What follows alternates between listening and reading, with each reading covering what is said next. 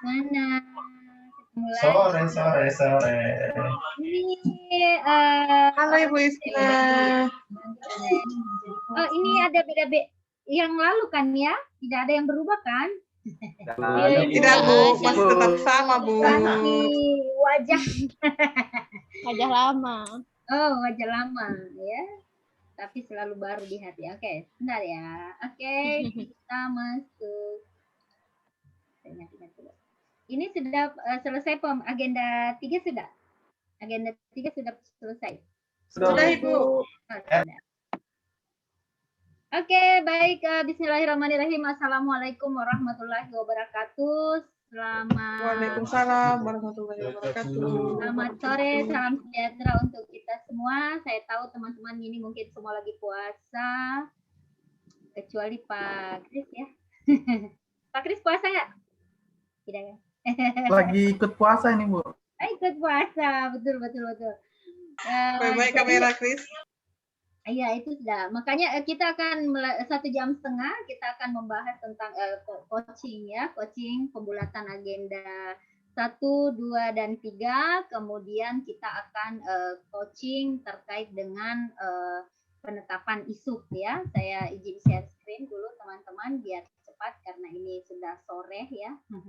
Semakin sore semakin ini dari pagi ini. Kelihatan nggak, Dek? Belum Bu, Belum muncul. Belum muncul Ibu. Sudah Bu. Ya. Sudah muncul Bu. Ini jaringannya ini delay.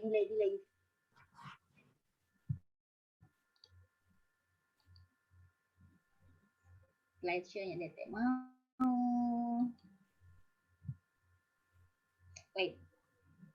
Oke, Bapak Ibu sekalian, kita akan masuk ke coaching ya, sinkronus hari pertama, yaitu ya untuk sesi pertama ini kita akan pembulatan materi agenda 1 dan 2 ya. Kita akan melakukan pembulatan, kemudian saya akan melakukan penjelasan tentang isu dan bagaimana cara menentukan isu ya. Kalau di kelas kita kemarin sudah latihan ya cara tentang isu dan cara menentukan isu. Kita kemarin sudah belajar APKL, cara menapis isu menggunakan APKL dan seterusnya. Saya rasa teman-teman ini sudah memahami dengan baik ya. Nah, kemudian kita akan coaching singkat menemukan isu gagasan kreatif dan kegiatan. Kemudian kita akan penugasan untuk mematangkan asinkronus. Ya. Oke.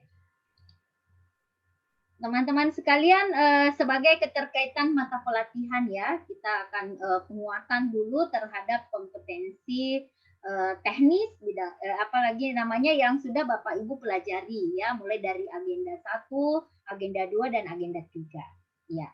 Apa hubungannya dengan isu Bapak Ibu sekalian? Jadi agenda ini semua yang akan mengcover semua materi kita mulai aktualisasi ini, laporan aktualisasi ini semua di-cover oleh keterkaitan mata pelatihan ya. Nah, jadi kesiapsiagaan bela negara, kemudian analisis isu kontemporer, wawasan kebangsaan, nilai-nilai bela negara, inilah hal-hal yang menjadi ibaratnya covernya, bumper dari semua materi-materi mata pelatihan ya. Nah, di sini posisi isu yang merah ini ya, posisi isu dia akan nanti Bapak Ibu akan mencari penyebab isu ya. Setelah dari mana sumber isunya? Ya, sumber isunya kita ambil dari masalah-masalah pelayanan publik, kemudian masalah manajemen ASN, kemudian masalah WOG. Ya, jadi masalah WOG. Nah, kemudian setelah itu penyebab-penyebab isunya ini nanti setelah kita tapis isunya, kemarin teman-teman kita sudah belajar APKL itu, setelah kita tapis, kita lakukan apalagi analisis sebab akibat. Nah, sebab akibat itulah kita menggunakan penyebab isu menggunakan fishbone atau bisa juga causal map ya. Nah, kemudian kita untuk mencoba mencari gagasan kreatif, kita bisa menggunakan SWOT atau TWOS ya. Nah, adapun kegiatan-kegiatan yang akan kita lakukan, semua harus menginternalisasi nilai-nilai aneka. Ya, teman-teman sekalian. Jadi semua kegiatan-kegiatan yang terkait dengan nanti output kegiatan, semua output kegiatan harus menginternalisasi nilai-nilai aneka. Akuntabilitas, etika publik, anti korupsi, nasionalisme. Ya, kalau mau diurut, akuntabilitas, nasionalisme, etika publik, komitmen mutu, dan anti korupsi.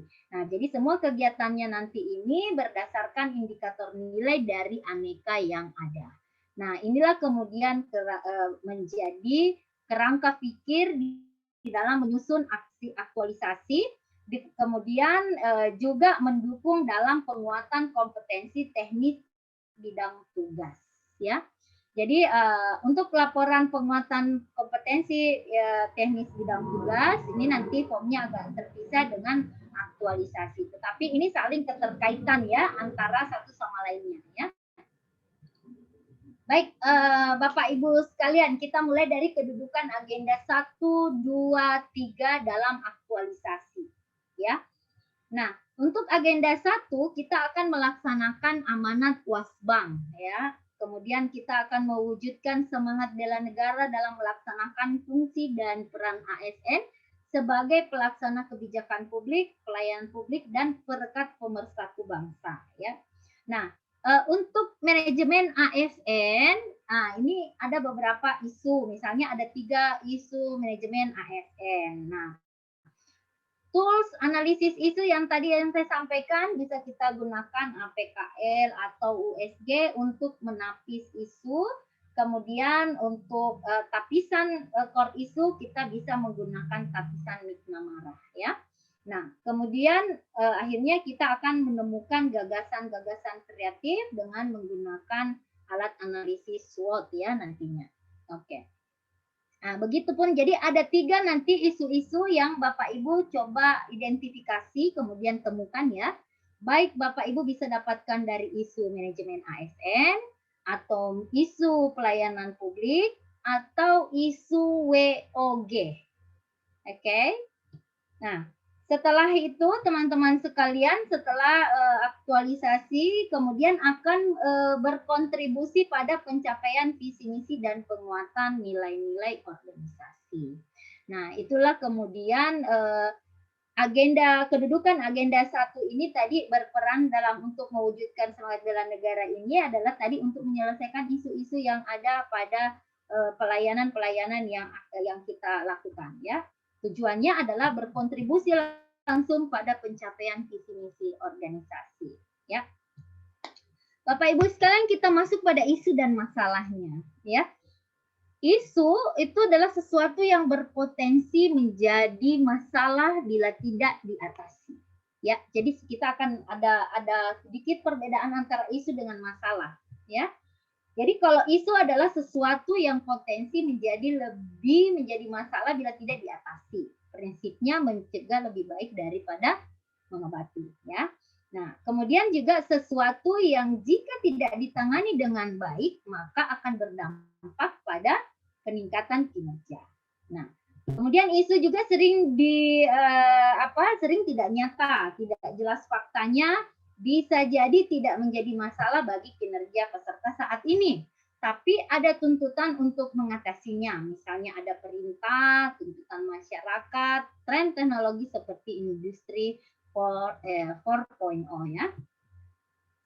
Nah, kemudian ada masalah gap antara realisasi, kemudian gap antara harapan dengan kenyataan.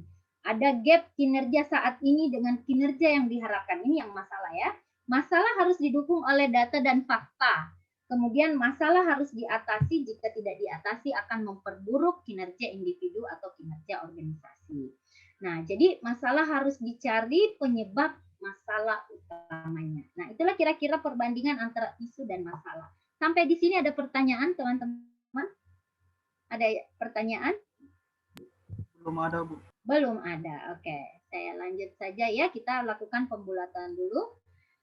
Kita lihat dulu terkait dengan identifikasi isu. Ya, isu-isu diidentifikasi berdasarkan perspektif, kedudukan, dan peran PNS pada agenda 3. Ya. Misalnya manajemen ASN ya, manajemen ASN. Misalnya profesionalisme kerja ASN ya. Misalnya kinerja rendah, etika buruk, etos kerja rendah, motivasi pegawai lemah ya. Misalnya contohnya di mana? Misalnya contohnya di mana? Bapak Ibu. Siapa nih? Saya sudah lupa. Ini puskesmas ya, puskesmas kan ya? Rumah sakit Bu sama Rumah sakit ya. Rumah sakit sama Misalnya di rumah sakit itu misalnya profesionalisme perawat ya, peningkatan profesionalisme perawat, optimalisasi profesionalisme perawat belum optimal misalnya ya. Ini misalnya saja. Nah, maka isu itu adalah termasuk manajemen ASN ya. Nah, misalnya kinerjanya rendah. Nah, misal perawat rumah sakit Madani tingkat kehadirannya misalnya 60% ya, tingkat kehadirannya 60%, tidak melebihi, misalnya targetnya adalah 90%. Jadi boleh dikatakan bahwa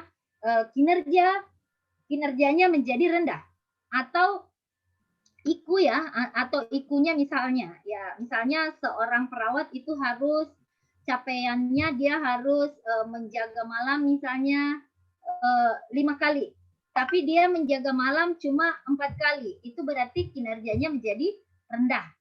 Nah, itu juga adalah isu manajemen ASN. Nah, kalau misalnya etikanya buruk, ini yang paling sering di rumah sakit ya Bapak Ibu ya, karena dulu orang tua saya ini sudah seperti lama di rumah sakit ya, hampir setahun ya. Nah, jadi rumah sakit itu sudah biasa buat saya. Jadi ini suster yang dulu-dulu sih, sudah lama. Nah, dulu suster-suster itu galak ya. Suster itu galak. Suster itu apalagi namanya, bicara kadang tidak sopan ya. Kadang-kadang kalau misalnya mungkin dia jaga malam, capek, lelah, suka misalnya tidak memperhatikan pasien dan seterusnya. Itu berarti etikanya buruk ya. Ini persepsi masyarakat dan saya rasakan sendiri pada waktu itu, tapi saya tidak tahu yang sekarang ini ya. Dulu-dulunya begitu. Nah, sekarang tidak lagi mungkin. Nah, kemudian etos kerja rendah ya. Misalnya perawat ini dia tidak tahu cara memasang infus yang baik dan benar. Berarti etos kerjanya rendah ya. Etos kerja ini misalnya dia tidak mau lembur kalau tidak dibayar. Nah, berarti etos kerjanya rendah ya. Kemudian misalnya motivasi pegawai lemah.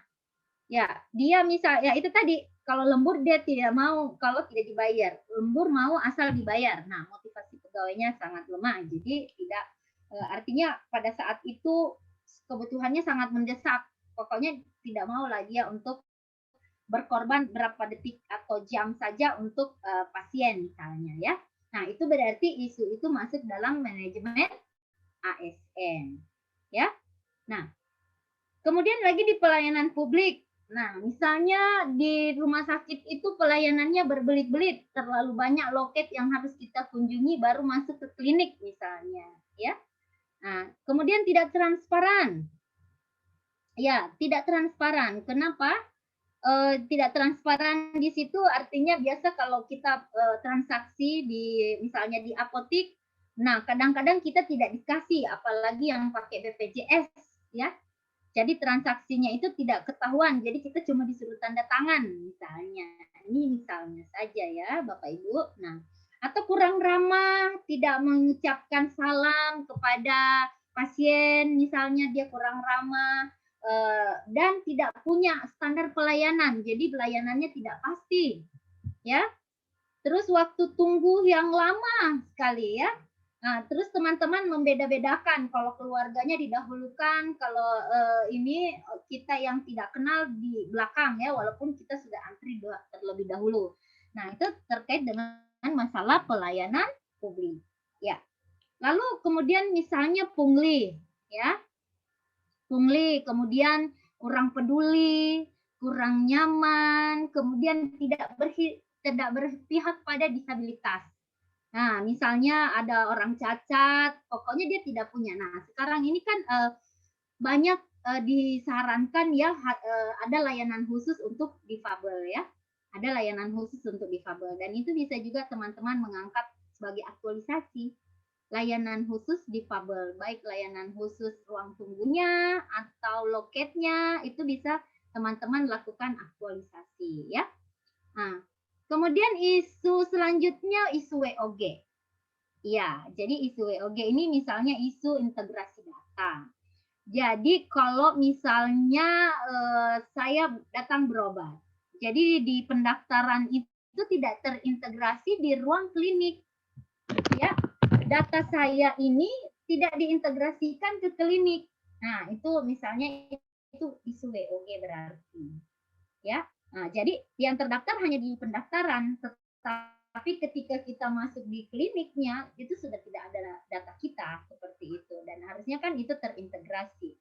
Nah, selanjutnya integrasi sistem. Kalau sistem juga sama sebenarnya. Kalau mereka belum punya sistem, misalnya kita mendaftar, maka semua di layanan-layanan itu semuanya sudah terintegrasi. Saya mendaftar kayak di Jakarta ya, semua rumah sakit sudah seperti itu. Kita mendaftar di pendaftaran, maka kita masuk ke beberapa yang harus kita datangi, itu sudah ada nama dan data kita. Nah, kemudian networking ya, jejaring kerja yang tidak jalan ya. Nah, jejaring misalnya kalau di rumah sakit itu antara apoteker, misalnya pelayanan farmasi dengan pelayanan gizi. Nah, itu harus membangun networking ya, artinya jejaring ya, supaya sama-sama bisa memfasilitasi pasien untuk supaya dia cepat sembuh misalnya ya. Nah, kemudian internet ya, internet of thing ya.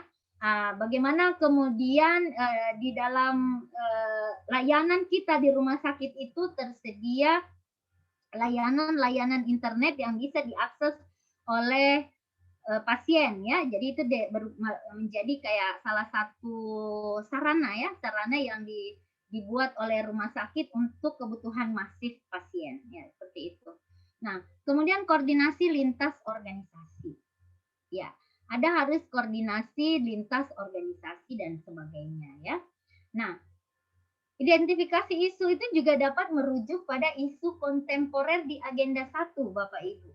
Masih ingat di agenda 1, di agenda saya kemarin Bapak Ibu, ada agenda disebut dengan isu kontemporer. Ya, masih ingat ya? Korupsi, narkoba, terorisme, ekstremisme, money laundering, proxy war, kejahatan di dunia maya ya. Sepanjang isu-isu tersebut ada relevansinya dengan fungsi Bapak Ibu dan terkait dengan agenda 3. Ya, silahkan Bapak Ibu ini bisa dijadikan identifikasi isu. Ya. Nah, caranya adalah teman-teman namanya identifikasi, silahkan ambil semua isu sebanyak-banyaknya dari permasalahan di OPD Bapak. Ya. Isunya diambil banyak-banyak. Mungkin mau ambil manajemen ASN 1, pelayanan publik 1, WOG 1, isu kontemporer 1, silakan. Lalu setelah diidentifikasi isunya baru kita tapis. Ya.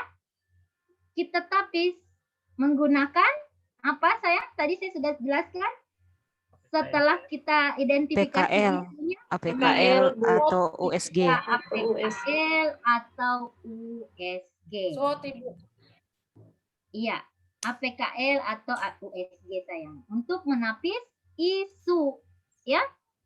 Nah, jadi ini tadi yang saya sebutkan, isunya banyak-banyak saja, kasih banyak isu manajemen ASN, ada isu WOG, ada isu pelayanan, ada isunya isu kontemporer.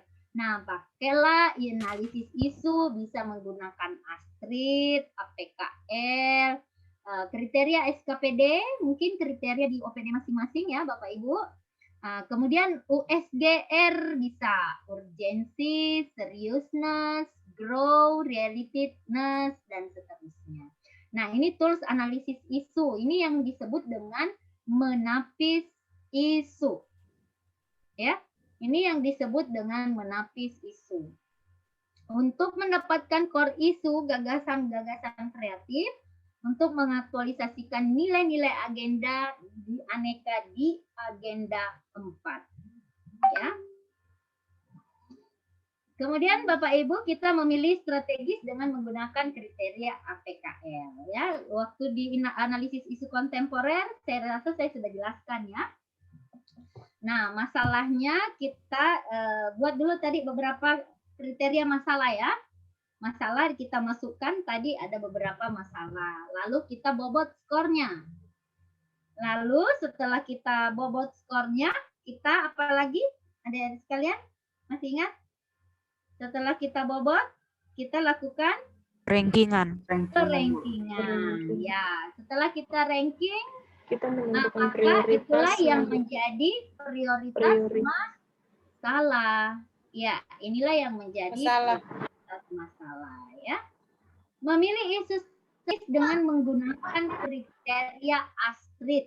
Nah, ASTRID ini juga bisa Bapak Ibu pakai ya. Kriterianya aktual, spesifik, transformatif, relevan, inovatif, kecukupan waktu. Nah, memilih isu strategis dengan menggunakan kriteria ASTRID ini kita bobot 1 sampai 30. Ya, jadi bobotnya bisa banyak ya. 1 sampai 30 pembobotannya sama dengan APKL. Ya. Kalau misalnya kita katakan bahwa tadi isu pertama itu adalah berapa kriterianya, bobot kriterianya kita berikan dari 30, rentangnya apakah seberapa aktual. Nah, itu rentang 30 0 sampai 30 ya. Begitupun seterusnya Bapak Ibu, kemudian kita rankingan juga ya, dibobot ya. Setelah dibobot, yang mana yang paling besar bobotnya, maka itu adalah isu prioritas. Ya. Ada pertanyaan? Ada pertanyaan? Belum ada. Silakan. Minimal. Berapa? Halo Bu. Halo? Ya. Ya. Ini Bu minimal berapa dipakai? Yang kayak APKL. Salah satunya aja Pak Firsa. Oh, salah satunya saja ya Bu. Oh, ini ya. kita perkenalkan saja ya. Nah, boleh pakai APKL, boleh pakai ASTRID, Bapak boleh pakai USG, salah satunya saja. Yang mana yang paling mudah Bapak gunakan ya. Baik Bu. Karena fungsinya sama saja. Oke? Iya Bu. Intinya adalah ini adalah apa tadi Pak Firsa? Ini adalah tapisan Untuk cari isu. Ya, jadi kita harus mau mencari core isunya ya. Baik, Bapak Ibu sekalian, setelah itu kita analisa masalahnya. Ya, kita analisa masalahnya. Gunakan ini jika peserta menemukan masalah nyata dalam tusinya. Ya, kita harus jadi akan membagi kondisi saat ini dari masalah yang tadi sudah kita turunkan ya, teman-teman. Kan kita tadi sudah menemukan masalah. Nah, masalah yang dianalisis ini adalah masalah yang sudah menjadi prioritas. Ya. Nah, jadi yang diambil ini adalah masalah yang sudah jadi prioritas. Nah, kita akan melakukan gap masalah. Tahu teman-teman gap itu apa? Gap. Apa bahasa Indonesianya gap? Jangan, Bu. Kesenjangan. Ya, ada kesenjangan antara kondisi saat ini dan kondisi yang diharapkan. Itulah makanya terjadilah masalah. Nah, kalau kesenjangan tidak melulu berasal dari masalah. Apa artinya?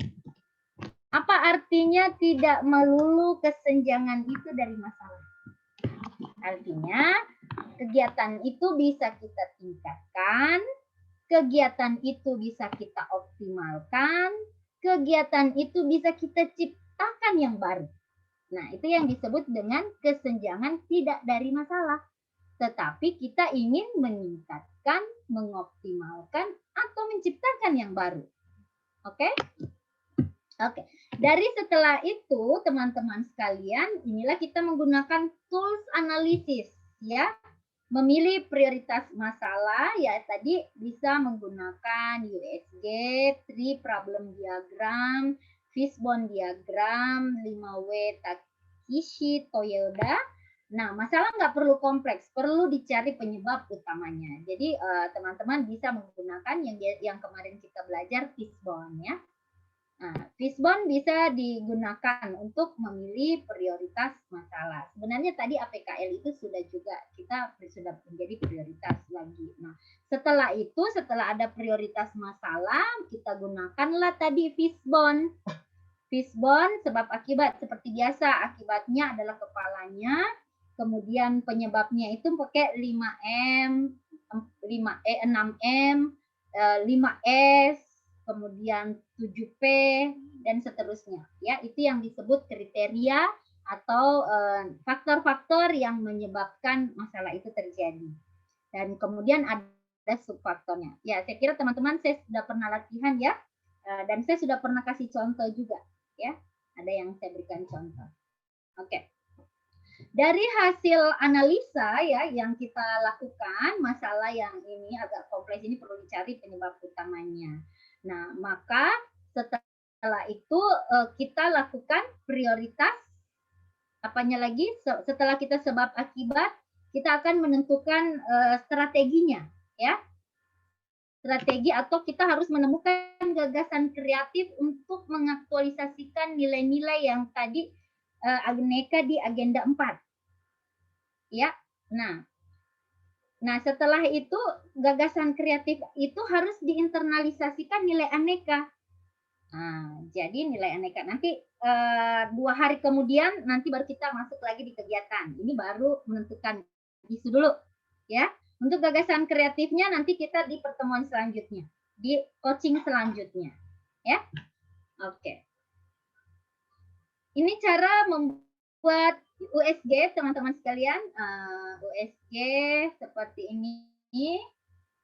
Nah, ini kan ada 3 misalnya masalah, dibobot, kemudian di skor, ada prioritasnya. Ini menentukan skor didasarkan pada data bila perlu dikaji dalam FGD. Jadi diundang orang yang memiliki FGD itu maksimal 10 orang. Yang kita undang untuk berdiskusi untuk menentukan bobot-bobot skor ini, ya. Nah, yang memahami persis tentang masalah yang dimaksud, ya. Nah, jadi kalau 1 itu nilainya tidak urgent, 2 kurang urgent, 3 cukup urgent, urgent, sangat urgent. Sangat serius, serius, cukup serius, kurang serius. Harus ditangani segera, toleransi waktu singkat, toleransi waktu cukup, toleransi waktu lama, toleransi waktu sangat lama. Ya, itu kriterianya. Ya, teman-teman bisa pelajari nanti di rumah, ya. Nanti saya kirimkan ini di grup, ya. Kemudian Bapak Ibu sekalian, gagasan kreatif penanganan isu. Ya, bagaimana cara kita menemukan gagasan kreatif penanganan isu? Oke. Kita akan melihat dulu adalah keterbatasan CPNS dalam menyelesaikan gagasan kreatif, ya. Kewenangan, dukungan anggaran, dukungan sarana prasarana, ya. Ini gagasan konseptual, ya. Jangan sepelekan karena gagasan sederhana tapi lihat nilai tambahnya. Bila jadi dari yang sederhana itu memberi nilai tambah yang sangat berarti, itu adalah gagasan yang nyata, ya. Menetapkan isu gagasan pemecahannya dapat diselesaikan oleh peserta 30 hari. Sederhana, terukur, ada nilai tambah. Misalnya contohnya teman-teman di rumah sakit, ya. Teman-teman mau membuat semacam depot-depot obat. Depot-depot obat yang Bapak Ibu mungkin ambil dari barang-barang bekas yang tidak digunakan, ya. Nah, kemudian Bapak Ibu mungkin membuatnya seperti laci-laci, kemudian nanti itu bisa dijadikan depot-depot obat. Itu hanya contoh saja yang saya berikan ya. Nah, jadi tetap bermanfaat untuk orang di rumah sakit, sifatnya sederhana, terukur tapi dan ada nilai tambahnya. Nah, itu contoh saja. Bapak Ibu, dukungan mentor bila dipandang perlu dibuat dalam bentuk surat pernyataan tertulis, ditandatangani mentor, dan disetujui oleh pimpinan instansi. Ya. Nah, untuk memilih gagasan kreatif ya Bapak Ibu, kita akan menggunakan tapisan McNamara ya. Nah, yang ini juga pernah kita latihan di isu kontemporer ya. Jika terdapat beberapa gagasan kreatif untuk mengatasi satu isu, tapislah dengan metode tapisan McNamara seperti di bawah ini ya. Diperoleh gagasan kreatif yang paling besar kontribusinya terhadap penanganan isu. Ya, yang paling murah penanganan isunya itu paling murah, efisien dan paling mudah ya. Efektif itu adalah apa indikatornya efektif? Teman-teman masih ingat? Apa indikatornya efektif? Halo. Nah, coba Pak Budi, apa indikator dari efektivitas? Ini komitmen mutu ya, komitmen mutu. Apa indikatornya? Efektif. Tercapainya tujuan kerja. Siapa yang ajar? Siapa yang ajar agenda 2? Di kelompok kita ini siapa yang agenda 2? Pak Ali, Bu. Pak Ali, Bu. Pak Ali sudah sampaikan. Apa saja indikator dari efektif? Masa nggak tahu? Mencapai target, Bu. Nah, selain itu? Berhasil guna Mm-mm. dan memenuhi kebutuhan masyarakat. Iya. Jadi kalau gagasannya itu sesuai dengan indikator yang disebutkan Ibu Nur, maka dia poinnya kalau paling efektif berarti dapat 5. Ya. Kalau misal karena ini kan bobot tergantung bobot yang Ibu tentukannya, ini skala Likert-nya 5 ya. Nah, kalau misalnya paling efektif berarti dia bobotnya 5. Kalau tidak efektif 4. Cukup efektif 3, sangat efektif sangat tidak efektif 1 ya, dan seterusnya ya. Nah, itu berarti gagasan nomor cara membobotnya seperti itu. Oke. Kalau efisiensi, apa indikatornya? Apa indikator dari efisiensi? Ayo Pak Ilham, apa efisiensi? Jangan sampai Bapak tidak dapat apa-apa di aneka. Apa indikator nilai dari efisiensi? Tepat waktu kok. Oke, tepat waktu. Apalagi?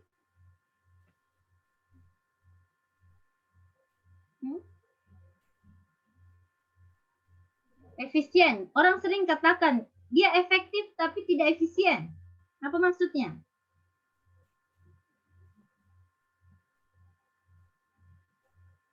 Bekerja tanpa kesalahan, Bu.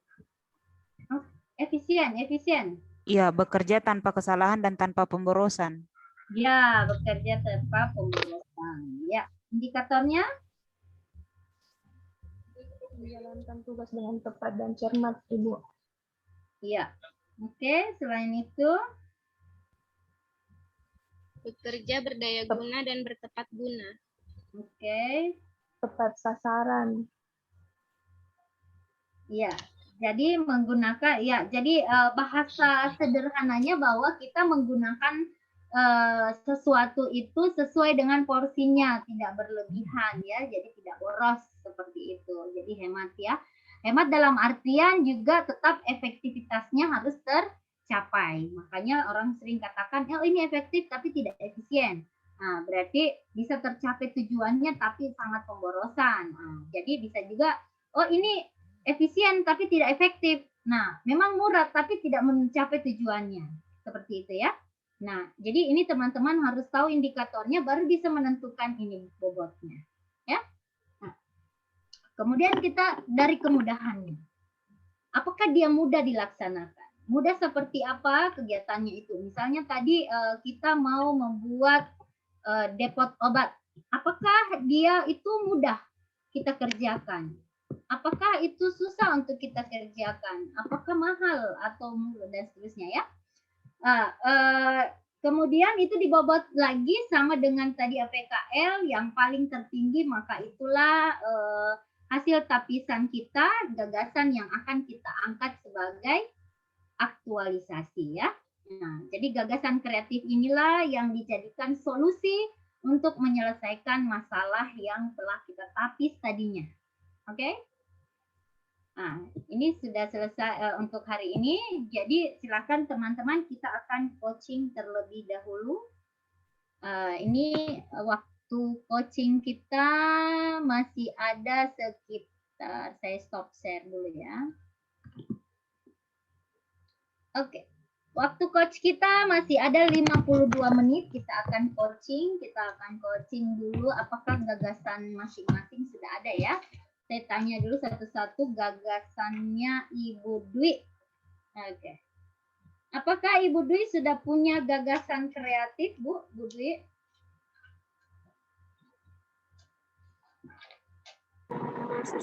Gagasan. Ya? Apa gagasannya Ibu Dwi yang ada Ibu sampaikan? Ataukah kalau belum ada gagasan, masalahnya dulu? Masalah di rumah sakit, Bu? Iya, pasti. Kalau saya, Bu, masalah pentingnya pemahaman keluarga pasien tentang infeksi nosokomial di rumah sakit, Bu, atau infeksi silang. Ya, infeksi silang ya, pentingnya pemahaman. Jadi dia sifatnya edukasi ya, Bu ya. Nah, Ya, Bu. apakah Ibu Dwi sudah melakukan APKL untuk menentukan atau menapis isu ini? Apakah tadi terdiri dari beberapa kriteria isu ya? Berapa isu yang tadi Ibu lakukan APKL? Apa semua? Baru dua, Bu. Dari 2 isu, Bu. Belum dibikin APKL-nya. Iya. Coba kalau misalnya Ibu, isu apa lagi yang ada di kantornya Ibu? Isu apa lagi yang ada? Selain tadi infeksi silang, apalagi? Tentang itu, Bu, pemahamannya keluarga pasien tentang perawatan pada pasien tentang pentingnya pemahaman keluarga di ruang melon tentang perawatan pasien stroke di rumah pasca perawatan. Stroke pasca perawatan. Satu lagi Bu, biar bagus lah, 3 lah, minimal 3 lah, supaya APKL-nya seru. Silakan ya. Kalau satu lagi apa Bu Dwi? Peran keluarga tentang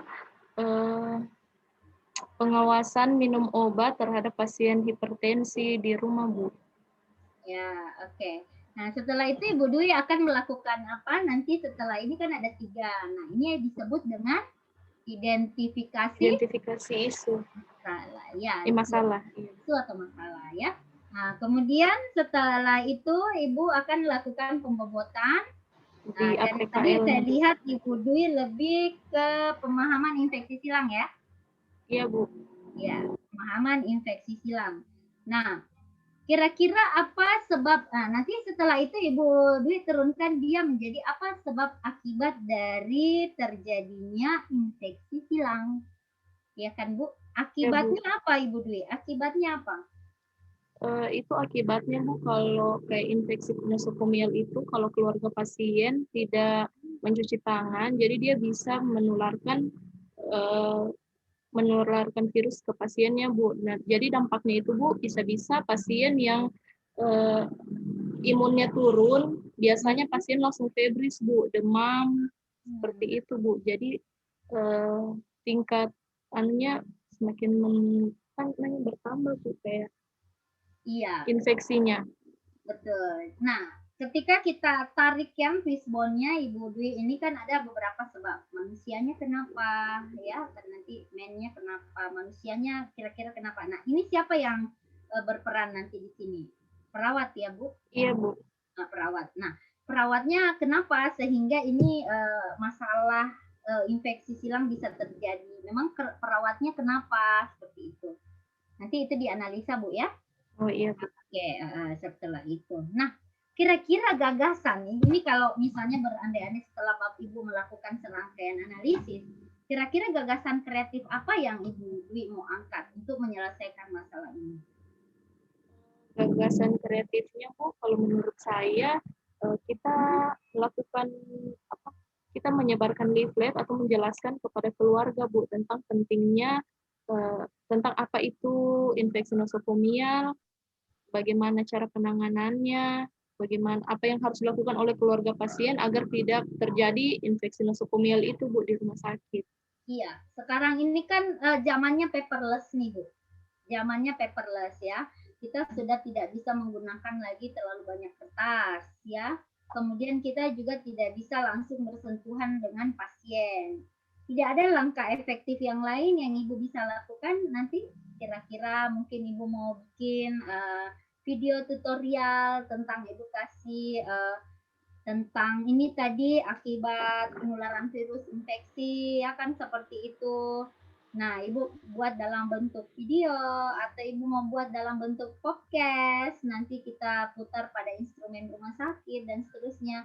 Nah, itu Ibu Dwi harus pikirkan ya. Iya, Bu. Ya, gagasan kreatifnya. Jadi artinya bukan tidak boleh, tetapi kita akan memikirkan beberapa dampaknya. Ya kan Bu, kita sekarang bagaimana kita paperless. Jadi mungkin apa yang Mbak Ibu Dwi mau bikin itu bisa saja juga nanti bikin leaflet dalam bentuk digital ya Bu Dwi ya. Oh iya. Ya, bisa saja kita buat leafletnya dalam bentuk digital saja.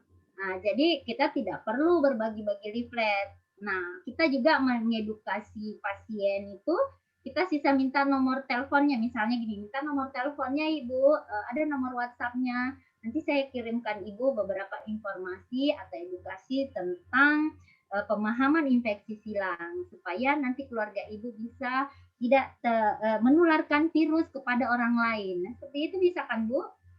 Iya, Bu. Iya, jadi kita upayakan tidak lagi membagi-bagikan leaflet ya. Karena itu tadi penularan virus pun bisa terjadi di kertas, pemindahan antara tangan dengan tangan itu kan. Kemudian kertas itu kita harus hemat ya. Nah, nanti jadinya tidak efisien penggunaan kertas yang berlebihan misalnya contohnya gitu ya Bu ya.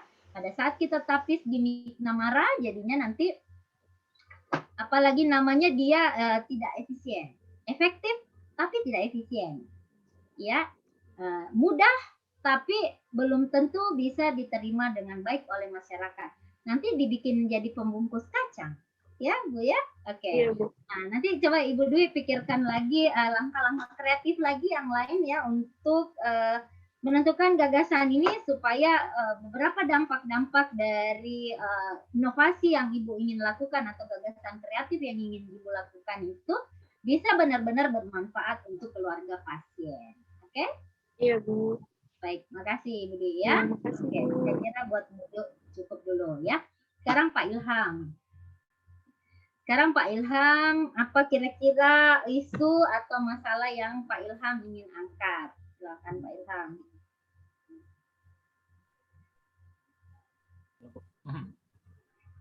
Kalau di kantor saya itu kebetulan karena kita pakai kantor sementara, karena pasca bencana kemarin kantor kita dalam proses rehab renovasi, jadi kita pakai kantor sementara itu fasilitas-fasilitas kantor yang kurang Ibu.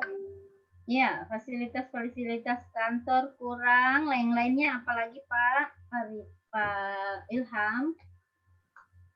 Kalau khusus di seksi saya Ibu, itu pembagian juga salah satunya pembagian tupoksi kerja yang kurang tepat kayaknya Bu. Oke, selain itu Pak, ada lagi?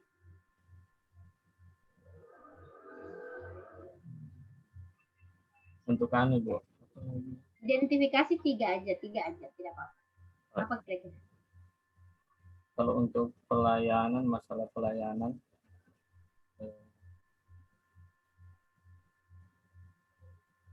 pembuatan pembuatan papan-papan nama kegiatan atau nama-nama bidang itu Ibu. Oh, oke. Anu ya, identitas Sama-sama. ruangan, identitas Iya. ruangan ya. Oke.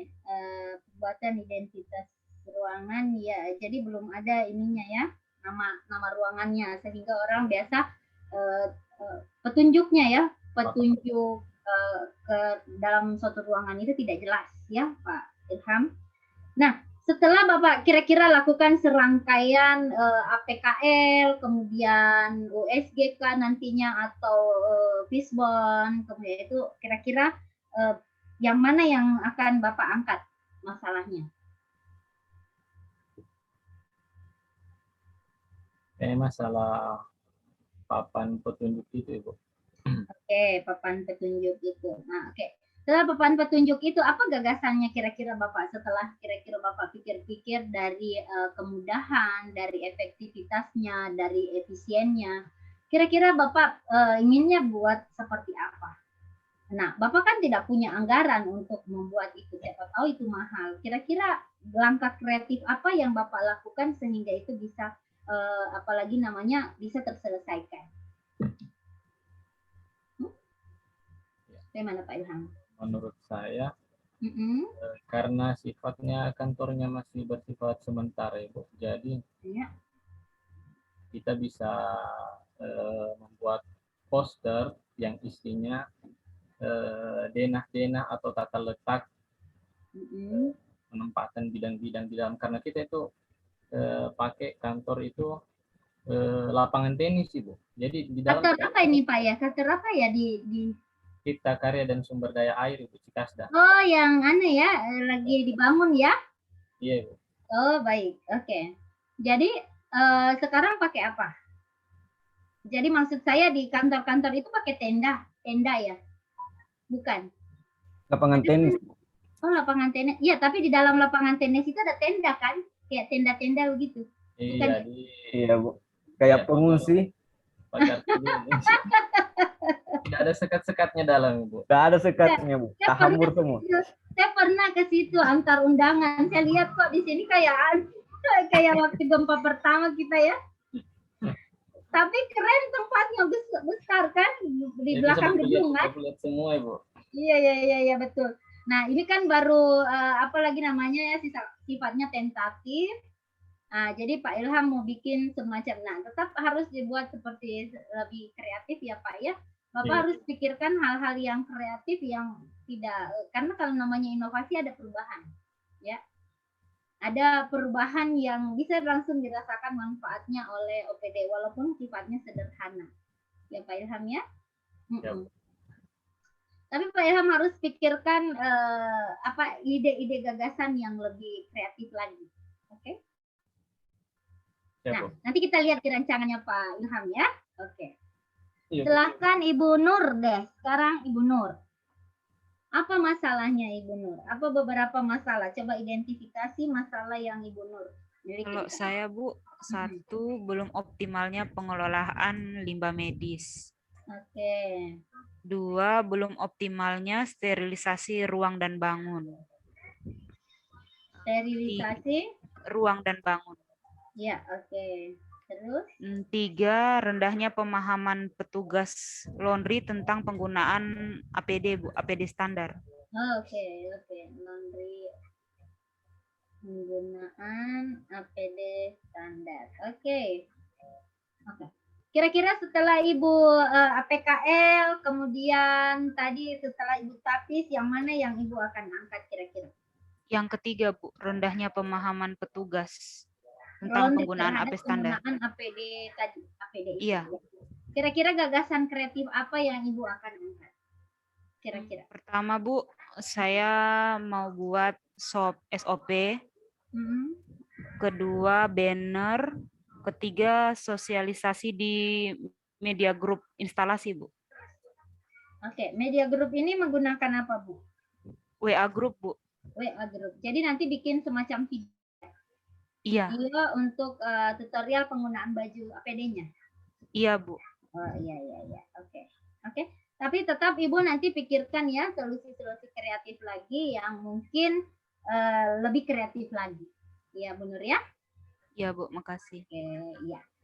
Oke, selanjutnya Pak Kris. Pak Kris, apa masalahnya? Atau tidak ada masalah? Apa masalahnya Pak Kris? Kalau saya Bu di tempat kerja saya, kebetulan saya di lab. Ini di lab ini kan sering terjadi kayak begini dia Bu. Pasien yang datang pemeriksaan lab ini identitasnya dari misalnya dari polik dalam itu biasa kurang lengkap ya Bu. Jadi yang datang kemari itu cuma lembaran nama saja. Tidak ada umur, alamat, dan nomor rekam medik dan lain-lain Bu. Biasa itu satu.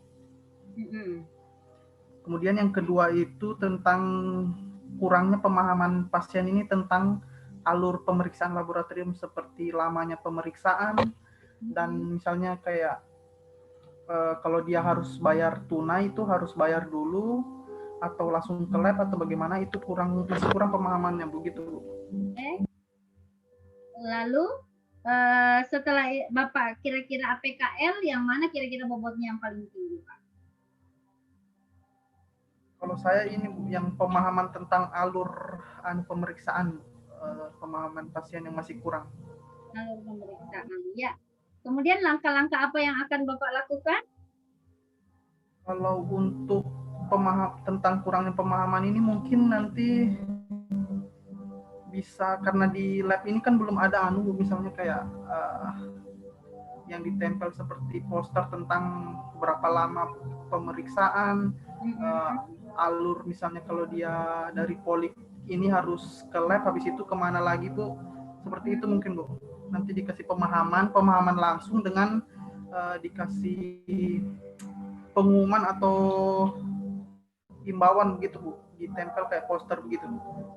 Nah, iya, oke. Berarti audionya direkam, kemudian nanti itu akan terdengar di ini ya Pak ya, terdengar oleh orang-orang tentang langkah-langkah untuk apa tadi, penggunaan alur apa tadi ya? Alur pemeriksaan Bu. Alur pemeriksaan ya. Oke, boleh. Nanti Bapak pikirkan lagi juga hal-hal yang lebih kreatif lagi selain poster Pak ya. Baik, Bu. Oke, nanti kita akan berdiskusi lagi. Bapak coba dulu searching. Jadi ada caranya ya Bapak Ibu untuk kita bisa mendapatkan gagasan. Kita bisa disebut dengan innovation shopping. Tahu namanya innovation shopping? Kita shopping dari inovasi-inovasi yang sudah berhasil ya dan diakui. Misalnya inovasinya itu berhasil dan bagus ya. Nah, caranya supaya kita tidak plagiat, kita nanti bisa lakukan metode ATM, disebut dengan amati, tiru, modifikasi. Apa yang orang bikin, Bapak amati, kemudian kita tiru, baru kita modifikasi ya. Atau kita gunakan teknik, salah satunya adalah scamper. Tahu scamper? Panjangnya adalah S, itu adalah substitusi. Kita substitusi dari misalnya kalau dia di sana pakai poster, kalau kita pakai leaflet online misalnya. Kalau di sana pakai ini namanya substitusi ya. Kemudian C-nya itu combine. Nah, ide gagasannya itu kita combine dengan gagasannya kita. Kemudian A-nya itu ada adapt ya. Adapt itu adalah apakah itu bisa diadaptasi di tempat kita atau tidak bisa diadaptasi. Kemudian M-nya itu modify. Kita akan modifikasi hasil dari itu, modifikasi. Kemudian setelah kita modifikasi, modify, P-nya put in other use. Mungkin ada kegunaan lain yang bisa kita gunakan yang lain. Maksudnya fungsinya bisa dua. Misalnya kalau misalnya dulu raket ini hanya biasa pakai raket untuk main bulu tangkis atau main tenis, tapi sekarang raket kita bisa bunuh nyamuk misalnya kayak gitu. Ada dua fungsi dalam satu alat misalnya. Kemudian E-nya eliminate. Setelah tadi Bapak ambil ada substitusi, ada yang dimodify dan seterusnya, eliminasi yang tidak perlu. Nah, setelah kita eliminasi yang tidak perlu, kita lakukan rearrange. Ya, kita atur kembali menjadi varian baru. Jadi itu dia tidak akan jadi plagiat. Nah, teman-teman ada berbelanja ide dulu, gagasan di internet kah, atau yang pernah ikut lomba-lomba inovasi lalu menang, itu Bapak Ibu ambil. Adopsi, ya, adopsi, baru lakukan tadi dua teknik, ATM atau scamper. Ya, nah itu bisa kita lakukan. Nah, jadi kalau misalnya kita hanya andalkan biasa kemampuan kita, atau kita harus butuh pengalaman ya, butuh berbagi dengan orang lain. Kita perlu pengalaman orang lain di dalam. Kenapa studi tiru itu paling efektif? Kenapa? Karena dengan mencontoh kita akan lebih mudah. Nah, sisa kita tidak boleh plagiat, kita harus melakukan beberapa tadi teknik supaya tidak plagiat. Ya, kan seperti itu. Tetapi boleh kita mencontoh gagasannya, ya, mencontoh gagasannya lalu kita kembangkan sendiri. Oke? Baik Pak Kris ya, setelah Pak Kris silakan Ibu Niken. Ibu Niken, apa masalahnya Ibu Niken? Belum, suaranya belum di-unmute dulu.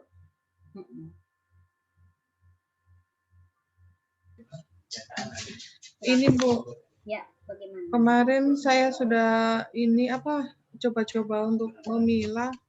Yang pertama, kurangnya optimal pelayanan terapi bicara di Rumah Sakit Madani, Bu. Kurangnya?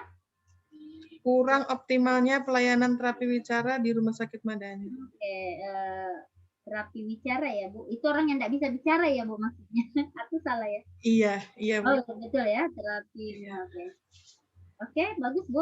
Selanjutnya apa lagi Bu Niken? Kurangnya kesadaran orang tua pada perkembangan bahasa bicara anak.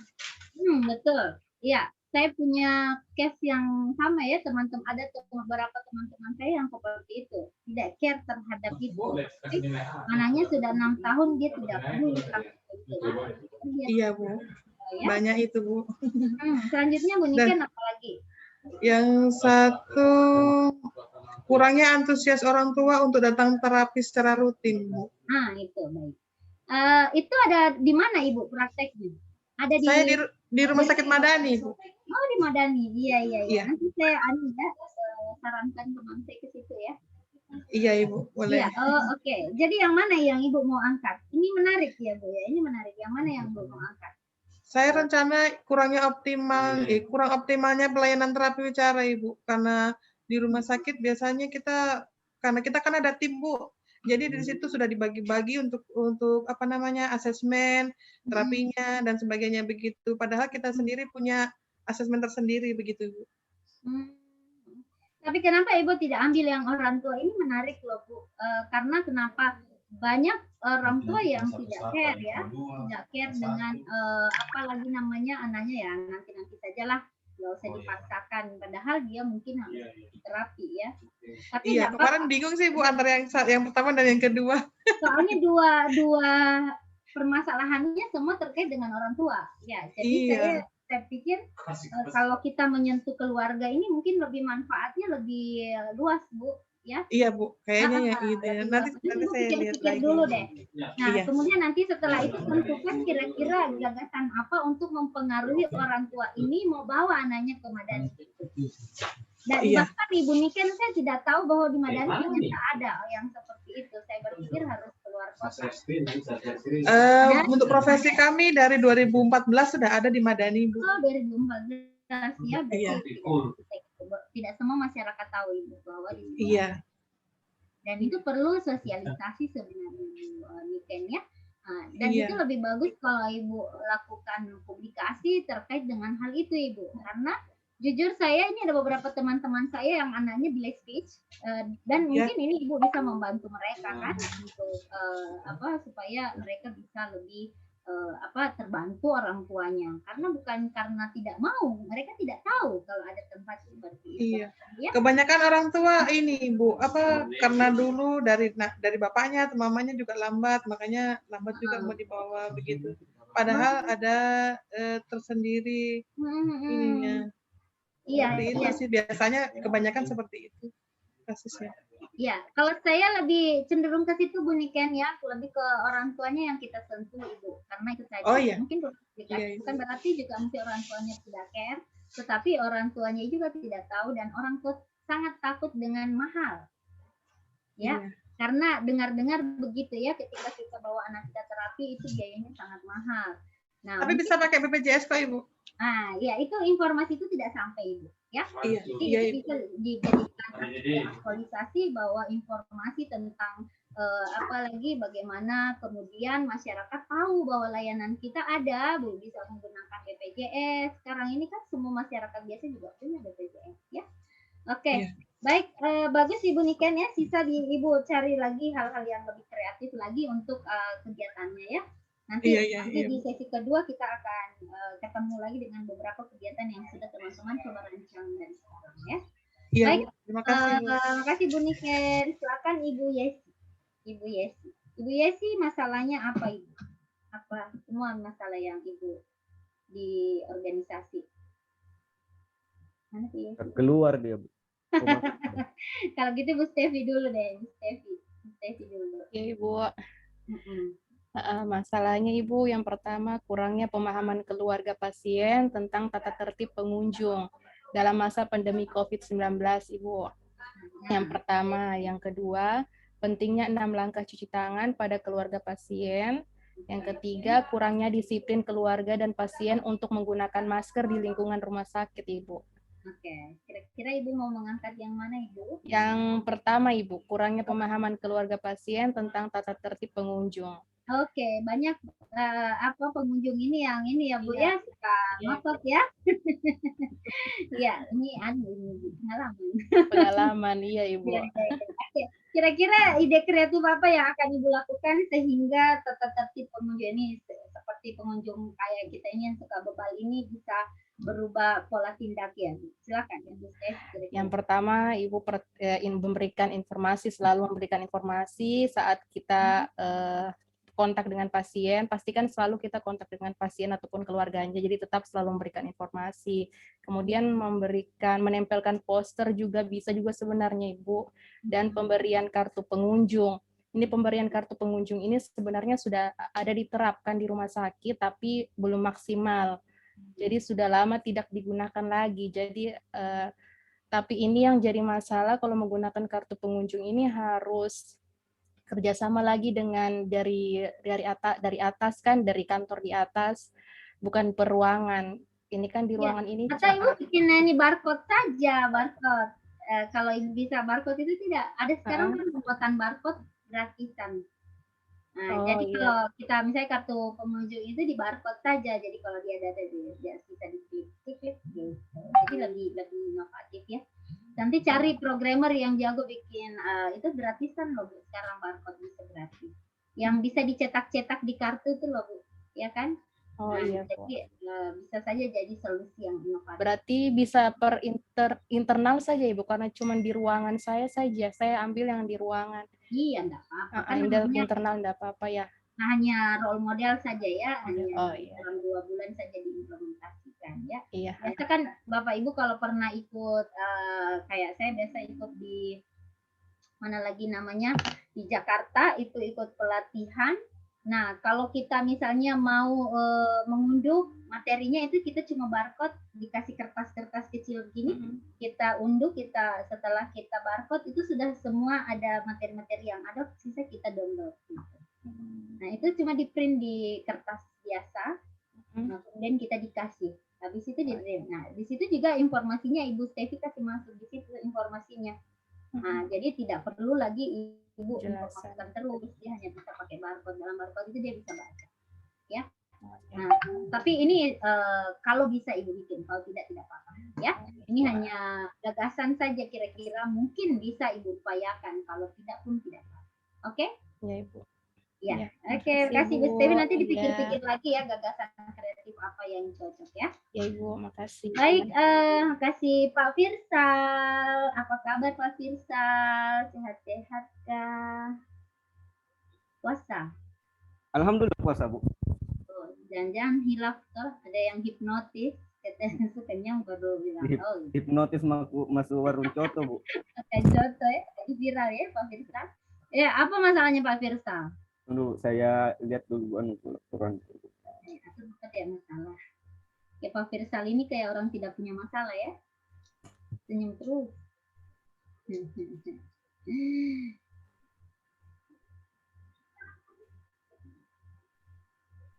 Yang pertama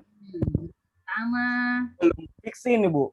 Sementara belum fix, iya enggak apa-apa, cuma dengar daripada nanti tidak punya masalah kan. Iya, yang pertama eksploitasi dan pemeliharaan jaringan irigasi. Yes.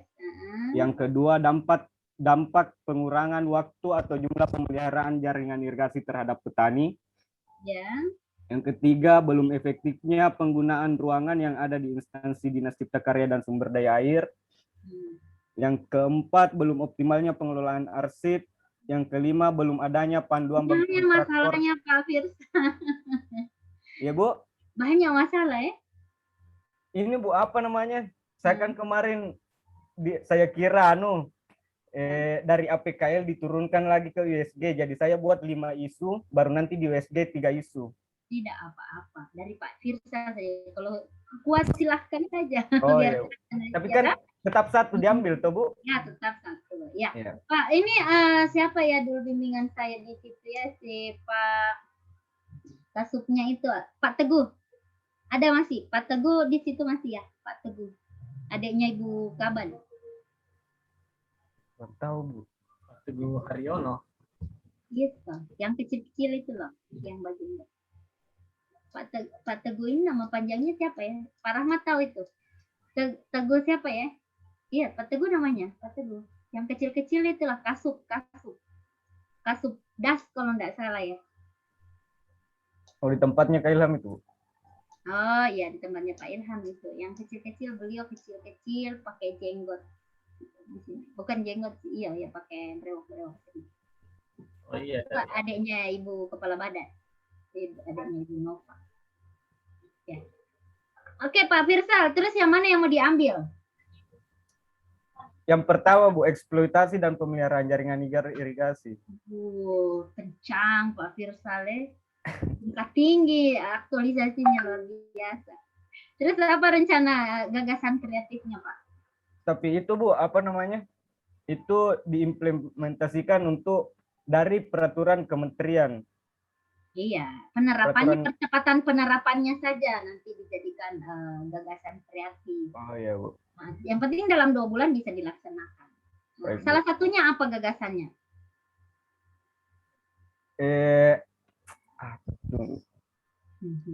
Yang tegang, biasa aja.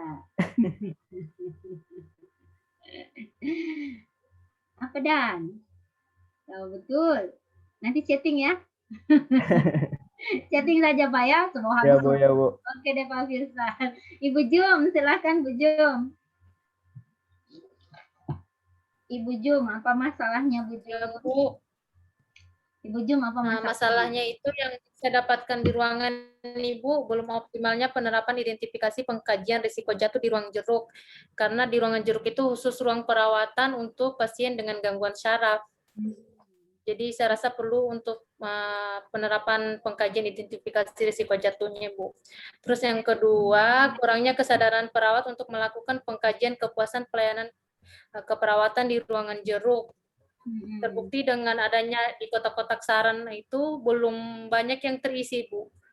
Sangat jarang malahan. Oh, begitu ya. Untuk pengisian kotak surat, kotak puas dan tidak puas serta kotak sarannya, Ibu. Ya, oke. Yang mana jadinya Ibu Jum mau ambil yang mana? Saya mau ambil yang belum optimalnya penerapan identifikasi pengkajian risiko jatuh di ruang jeruk, Bu.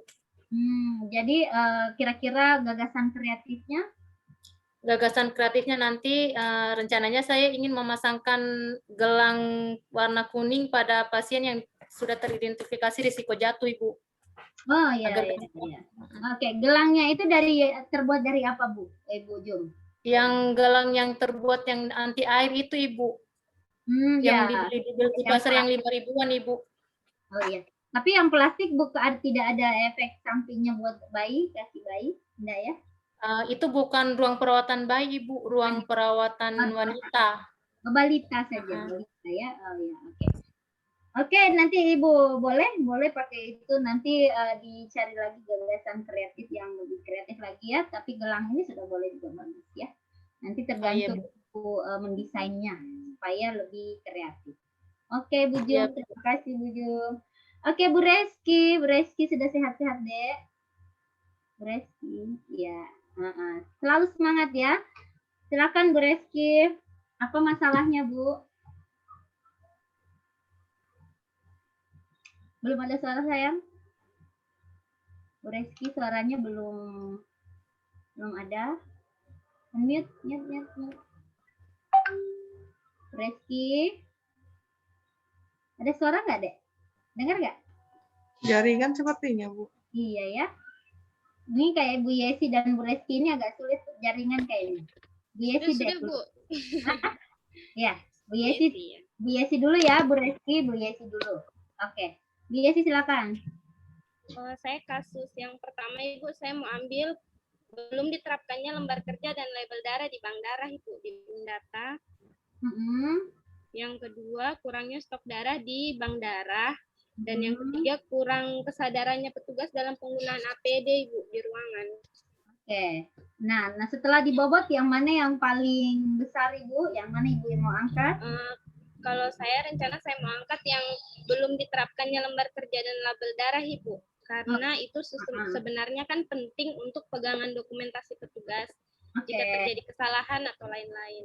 Oke, gagasan kreatif apa yang Ibu lakukan untuk labelnya supaya label itu tidak cepat lepas, kemudian dia mungkin kena air, jadinya rusak dan seterusnya. Apa yang Ibu akan lakukan? Iya, nanti saya akan buat label darah itu sesuai pergolongan darah itu ada warnanya, Ibu, lain-lain. Golongan darah A warna ini, golongan darah B warna ini. Oh, dikelompokkan berdasarkan iya. jenisnya ya, Bu ya. Iya. Oke. Tadi untuk antisipasi tadi hambatan-hambatannya itu, Bu, seperti yang tadi saya ceritakan, itu bagaimana, Ibu? Iya, supaya dia maksudnya tidak lepas. Tadi kan dikasih berwarna baru. Iya. Terus nanti label darahnya itu di lubang dikasih masuk di selang kantong darah itu, Ibu, biar dia tidak terlepas. Tidak tumpah. Ya. Oh, oke. Ya. Oke, Bu Yesi sama ya. Dari tadi juga silakan dipikir-pikirkan lagi. Mungkin ada gagasan yang lain yang lebih ini nanti berkoordinasi dengan mentor ya. Iya. Jadi ini untuk semua ya. Semuanya harus kembali ke mentor. Ya. Harus ada kesepakatan dengan mentor. Itu disebut dengan taking the ownership. Ya. Kita harus menyampaikan gagasan kita kepada mentor dan meyakinkan mentor bahwa ini akan kita lakukan untuk melakukan perubahan di organisasi kita ya. Itu harus ada kesepakatan mentor. Karena kesepakatan mentor adalah baru kita bisa memulai nanti melakukan aktualisasi. Ya. Selalu buat hubungan yang baik dengan mentor ya. Ya, pastikan bahwa mentor mendukung semua kegiatan-kegiatan kreatif yang akan Bapak Ibu buat nantinya. Jangan ada resisten terhadap mentor. Kalau ada yang Bapak Ibu ingin lakukan, sampaikan gagasan Bapak Ibu dengan jelas ya, runut, sistematis, sehingga mentor bisa mendukung. Jadi, teman-teman harus memiliki kemampuan untuk mempengaruhi mentor. Ya. Oke, jangan resisten terhadap mentor karena mentor juga turut menjadi keberhasilan teman-teman itu ada di tangan mentor ya. Kalau mentor tidak mendukung, tidak menguatkan, saya yakin dan percaya aktualisasi Bapak Ibu tidak akan berhasil ya. Jadi keberhasilan Bapak Ibu itu sangat ditentukan oleh mentor. BTW Baswe kemana Ibu ya tadi ya? Keluar ya. Jaringannya tidak bagus. Iya, jaringannya. Beliau di mana lagi? Saya lupa. Di Ogo Amas atau di mana ya? Di Ogo Amas, Bu. Di Ogo Amas ya. Oh, jadi dia jaringannya enggak bagus ya di sana. Tapi mana ya? Mana. Saya harus konfirmasi 10-10-nya soalnya. Coba ditelepon dulu Pak Firsal, Pak atau Pak Ilham silakan.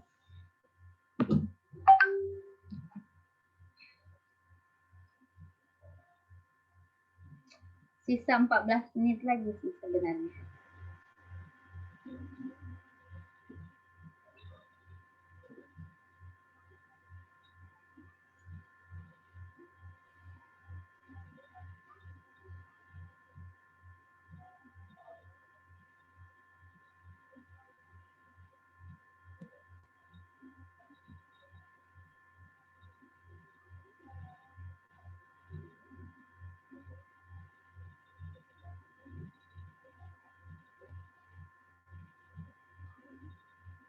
Mana ya?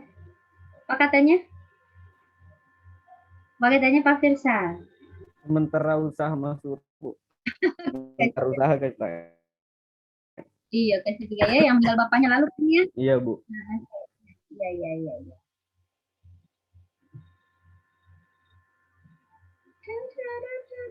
Tunggu.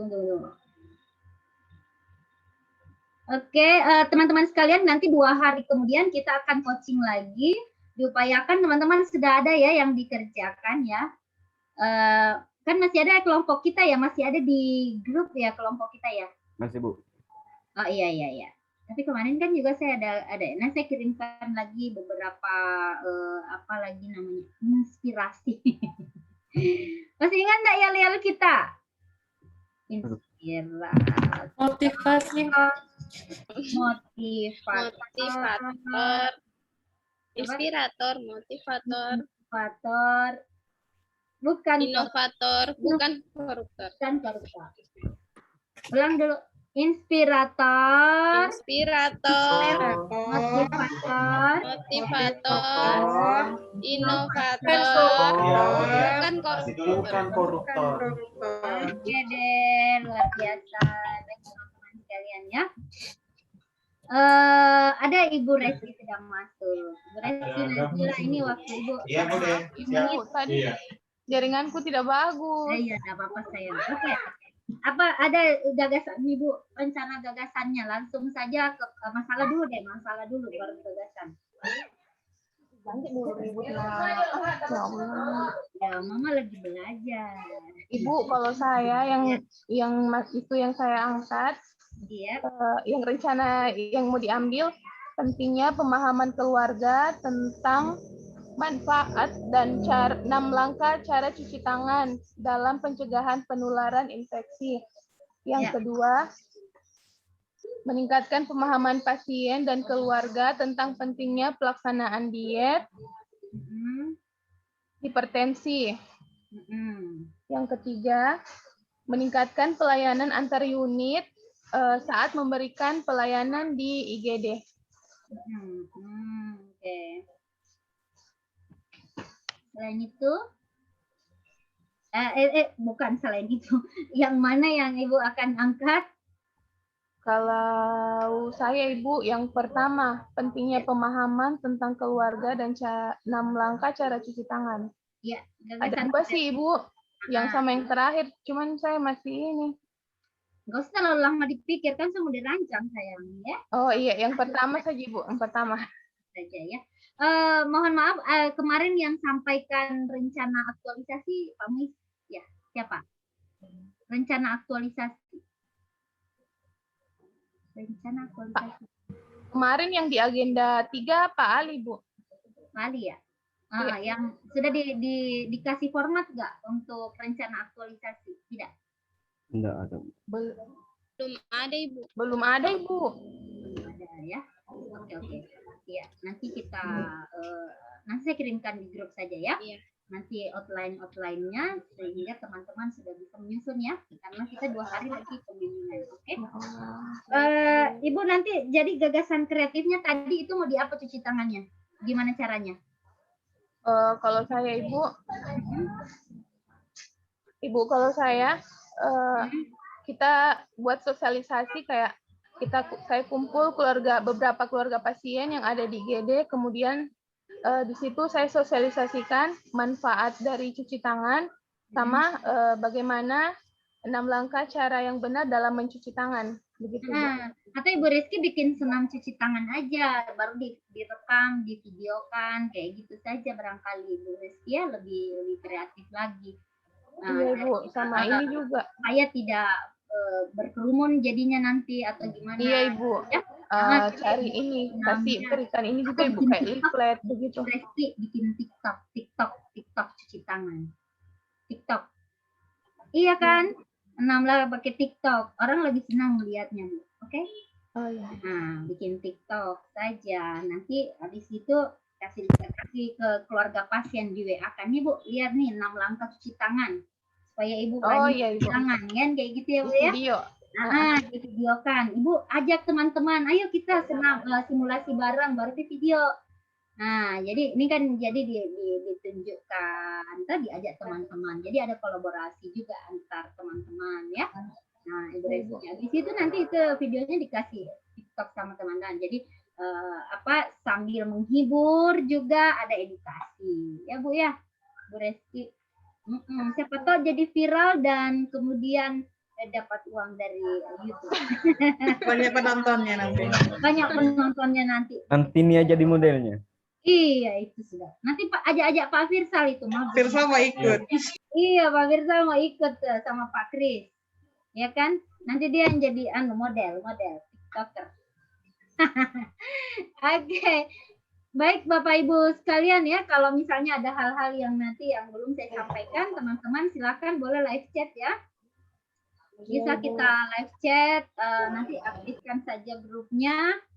Kalau ada hal-hal yang terkait dengan informasi diberikan kepada panitia, misalnya ada tentang penyusunan rencana aktualisasi, ada outline, nanti di-share juga ke saya supaya saya sesuaikan ya. Jadi artinya saya tidak bertentangan dengan pengampu sebelumnya ya. Dan ini juga ada sedikit perubahan di aktualisasi berdasarkan modul. Mungkin teman-teman sudah download ya di apalagi namanya modul-modul aktualisasi sudah ada di MOOC ada ya, di Collabjar ada ya modul aktualisasi. Ya, diikuti saja modulnya itu dan rancangannya itu. Kemudian yang tadi Bapak Bu Ibu boleh tadi tiru istilahnya, tapi dengan cara supaya tidak plagiat tadi gunakan teknik ATM ya, amati, ATM. tiru, modifikasi. Jadi jangan sampai plagiat ambil penuh-penuh akhirnya nanti Bapak Ibu di puskesmas tiba-tiba isinya ada di SD negeri mana?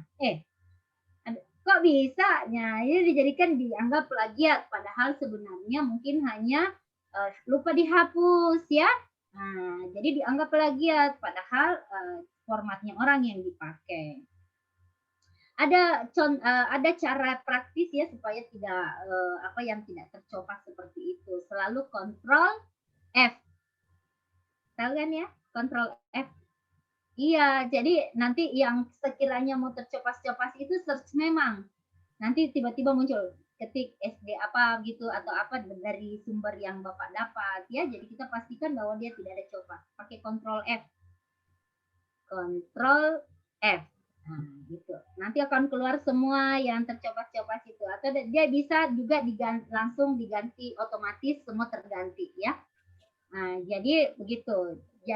Jadilah peniru yang kreatif ya. Nah, itu namanya kemampuan adaptasi yang baik. Ya, jadi tidak hanya sekedar plagiat, meniru tanpa memperbaiki atau menambahkan, mengkombinasikan atau tanpa Bapak Ibu baca-baca kembali ya.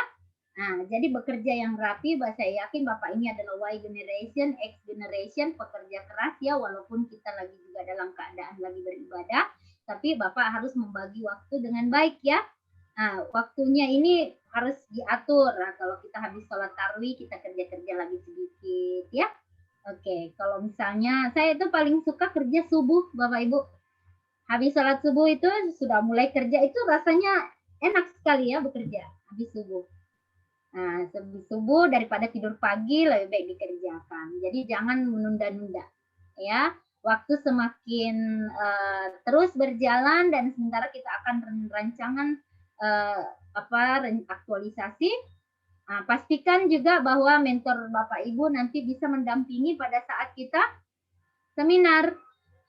Ya, jangan sampai karena mentor tidak ada, Bapak Ibu tidak bisa ujian. Karena unsur daripada ujian itu nanti dikatakan bahwa kita berhasil itu ketika semua unsur bisa terpenuhi. Ada coach, ada mentor, kemudian ada Bapak Ibu yang sehat walafiat ya.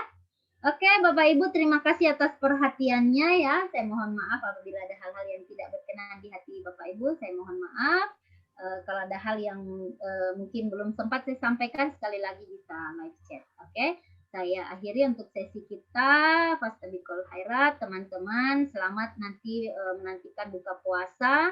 Bagi yang puasa, sehat selalu ya, jaga kesehatan. Sampai berjumpa lagi insya Allah 2 hari ke depan. Saya akhiri. Wabillahi taufiq wal hidayah. Assalamualaikum warahmatullahi wabarakatuh. Selamat sore dan salam sejahtera untuk kita semua. Oke, kayaknya ini sudah tidak ada host ya. Ada Ya host ya? Bu, sudah tidak ada. Tinggalkan kita, Bu. Oke, Bapak Ibu masuk sendiri ke break room. Kayaknya ada ini tadi. Hah? Halah, bagus itu saya naik turun